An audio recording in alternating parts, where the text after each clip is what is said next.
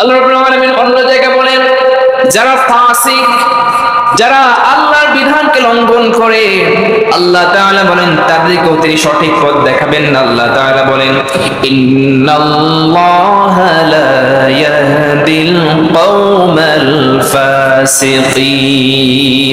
ইন্নাল্লাহ, নিশ্চয় আল্লাহ, লা ইয়াহদি কওমাল ফাসিকিন, আল্লাহ ফাসিক সম্প্রদায়কে সঠিক পথ দেখাবেন না, হেদায়েতের পথ আল্লাহ তাআলা দেখাবেন না,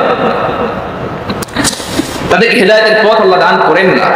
অন্য আয়াতে আল্লাহ তাআলা বলেন, ওয়াল্লাহু লা ইয়াহদিল কওমাল ফাসিকিন, আল্লাহ তাআলা ফাসিক সম্প্রদায়কে সঠিক পথ, আল্লাহ তাআলা হেদায়েতের পথ এটা দান করেন না। যারা আল্লাহর বিধানকে, আল্লাহর যে বিধান দিয়েছেন সেগুলোকে লঙ্ঘন করে, সেগুলোর উপর অবিশ্বাস করে, সেগুলো মানতে চায় না, আল্লাহ সেই সমস্ত ব্যক্তিদেরকেও সঠিক পথ আল্লাহ তাআলা দান করবেন না।